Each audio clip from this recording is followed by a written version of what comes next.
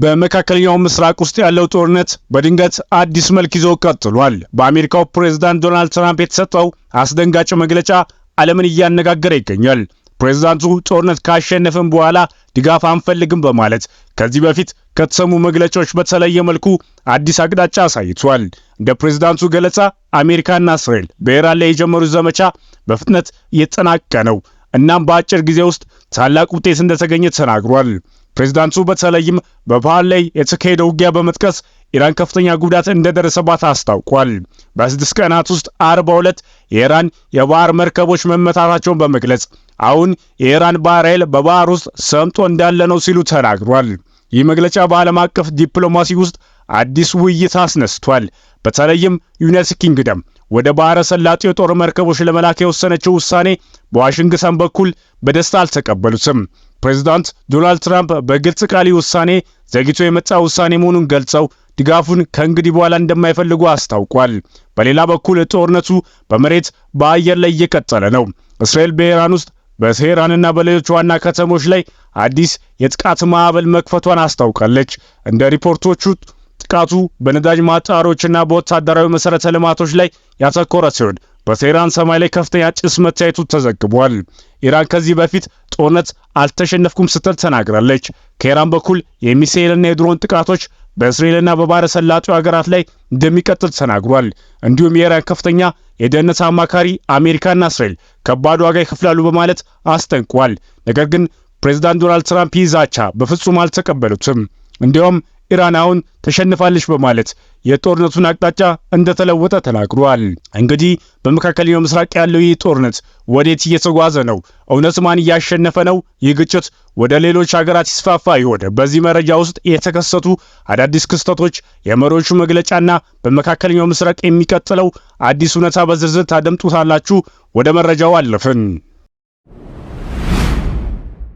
በቅድሚያ ጦርነት ካሸነፍን በኋላ ድጋፍ አንፈልግም ፕሬዝዳንት ዶናልድ ትራምፕ። አሜሪካና እስራኤል በኢራን ላይ ጦርነት ከመጀመራቸውና ከጀመሩ በኋላ በቀጥታ ተሳትፎ ከመሆን የተቆጠበችው ዩናይትድ ኪንግደም አሁን ግዙፍ የጦር መርከቦቿን ወደ ባህረ ሰላጤው አካባቢ ለመላክ መወሰኗን የተሰማው። ነገር ግን ይህ የዘገየ ውሳኔ ፕሬዝዳንት ዶናልድ ትራምፕን አላስደሰታቸውም። እንዲሁም ጦርነቱን በአሸናፊነት እያጠናቀቁ መሆናቸውን በመግለጽ የዩናይትድ ኪንግደም ተሳትፎ እንደማይፈልጉ ነው ያሳወቁት። ፕሬዝዳንቱ በማህበራዊ ሚዲያ ገጻቸው ላይ ባሰፈሩት ጽሑፍ ዩናይትድ ኪንግደም በአንድ ወቅት ምናልባትም ከሁሉም የላቀች ታላቅ አገራችን ነበረች ሲሉ ነው የጠቀሱት ፕሬዝዳንት ትራምፕ። አሁን ግን 2 የጦር አውሮፕላኖች ወደ መካከለኛው ምስራቅ ለመላክ ብዙ ካሰበች በኋላ ዩናይትድ ኪንግደም ወስናለች ሲሉ ፕሬዝዳንቱ ቅሬታቸውን አሰምቷል። ፕሬዝዳንት ትራምፕ አክለውም የጠቅላይ ሚኒስትር ስታርመር መርከቦች ከዚህ በኋላ አንፈልግም ሲሉ፣ ነገር ግን የሆነውን መቼም አንረሳም በማለት ቅሬታቸውን በቀጥታ ለጠቅላይ ሚኒስትሩ ተናግሯል። ጨምሮም ፕሬዝዳንቱ ጦርነቶችን በድል ካጠናቀቅን በኋላ አብሮ ሊሰለፉ የሚመጡ ሰዎች በጭራሽ አንፈልግም ሲሉ ከዩኬ በኩል የመጣ ድጋፍ እንደማይሹ ገልጸዋል። የዩኬ መንግስት በኢራን ላይ በተከፈተው ዘመቻ ላይ ምንም አይነት ተሳትፎ የሌለው ሲሆን እንደሚተባበር ቃል ሳይገባ ቆይቷል። አሁን ግን 2 ተዋጊ ጀት የሚሸከም የጦር መርከቦች ወደ ቀጠናው ለማምራት በመጨረሻው የዝግጅት ደረጃ ላይ ይገኛል ሲል ነው የገለጸው። ዩኬ ያላት የጦር ሰፈሮች አሜሪካ ጥቃት ለመፈጸም ሳይሆን ጥቃት ለመከላከል ብቻ እንድትጠቀም ጠቅላይ ሚኒስትር ሰር ኬር ስታርመር በማዛቸው አሜሪካ ደስተኛ ሳትሆን ቀርታለች። በተጨማሪም ጠቅላይ ሚኒስትሩ ወደ ጦርነት ከመግባት ይልቅ ውጥረቱን ለማርገብ ጥረት እንዲያደርጉ ያቀረቡትን ጥሪ ፕሬዝዳንት ዶናልድ ትራምፕን አስቆጥቷል። በተጨማሪም ፕሬዝዳንት ትራምፕ 42 የኢራን ባህር ኃይል መርከቦች በከፍተኛ ሁኔታ መስመጣቸውን ትራምፕ ተናግሯል። አሜሪካና እስራኤል በኢራን ላይ ከሳምንት በፊት በፈጸሙት ጥቃት 42 የባህር ኃይል መርከቦች መመታታቸውና በአገሪቱ ሰራዊት እንዲሁም በአመራሩ ላይ ከፍተኛ ጉዳት መድረሳቸውን ፕሬዝዳንት ትራምፕ ተናግሯል። ፕሬዝዳንት ትራምፕ በአሜሪካ የቢቢሲ አጋር ለሆነው ለሲቢሲ በስልክ በሰጡት ቃለ ምልልስ ባለፈው ሳምንት ቀናት በተፈጸሙ ጥቃት የኢራን የባህር ኃይልና የአየር ኃይል ከጥቅም ውጭ መሆኑን ነው የገለጹት ፕሬዝዳንቱ አክሎም አሁን እየተነጋገርን በኢራን በከፍተኛ ሁኔታ ፋብሪኮቻቸው እያፈነዳናቸው ነው ብለዋል። በአሁኑ ሰዓት ባህር ኃይላቸውም የለም፣ ሰምጦ ከባህር በታች ነው ሲሉ ፕሬዝዳንቱ ተናግሯል። በ6 ቀናት ውስጥ 42 መርከቦች መመታታቸውን የገለጹት ፕሬዝዳንት ትራምፕ የኢራን የባህር ኃይል የለም ብለዋል። አየር ኃይላቸውም ጠፍቷል፣ እያንዳንዱ የጦር ሰራዊት ክፍል ተመቷል፣ መሪዎች ተደምስሷል፣ የቀራቸው ነገር የለም ሲሉ ፕሬዝዳንት ትራምፕ ተናግሯል። ከዚህ በፊት ታይቶ በማያውቅ ሁኔታ በፍጥነት እያሸነፍን ነው ሲሉ ፕሬዝዳንቱ የበላይ መያዛቸውን አክለው ገልጸዋል።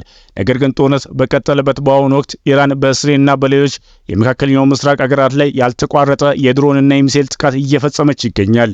ይህ በእንዲህ እንዳለ ፕሬዝዳንት ትራምፕ አንድ የኢራን ከፍተኛ ባለስልጣን እስራኤልና አሜሪካ በአገራቸው ላይ ለሚፈጽሙት ጥቃት ዋጋ ይከፍላሉ ማለታቸውን አጣጥሎታል።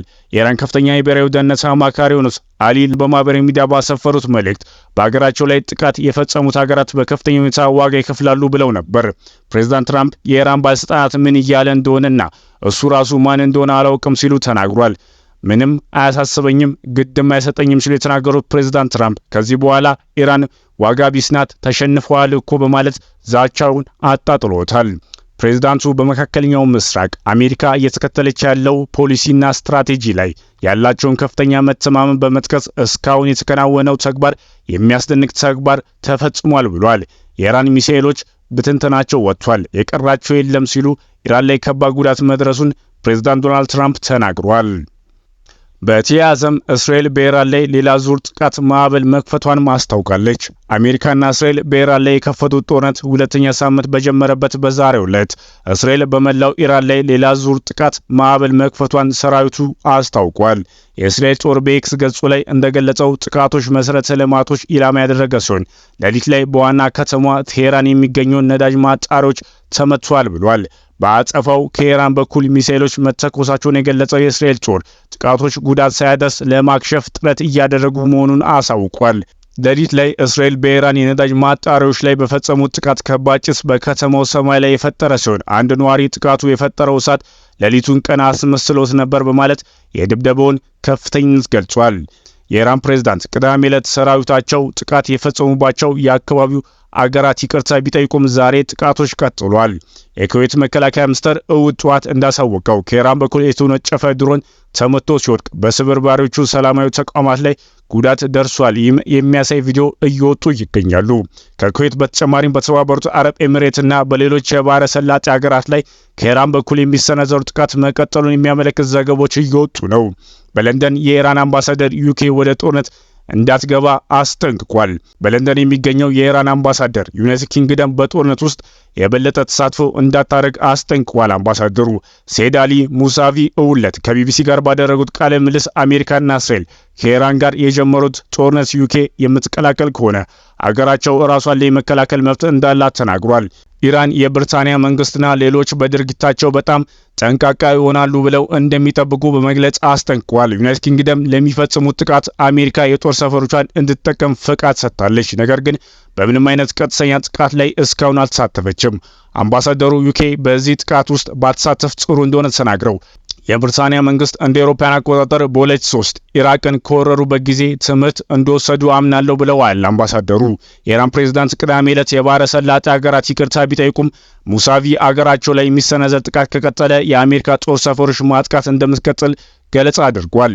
በመካከለኛው ምስራቅ እየተካሄደ ያለው ጦርነት በበርካታ ሀገራት ላይ የተለያዩ መጠን ያላቸው ጉዳቶች አስከትሏል። ሙሳቪ የኢራን ህዝብ ለማጥቃት ተቋማት ወይም ንብረቶች መሰረተ ልማቶች ላይ ኢራን ጥቃት ከተፈጸመባት እንደ ህጋዊ ኢላሞች ኢራን ትቆጥሯለች ብሏል።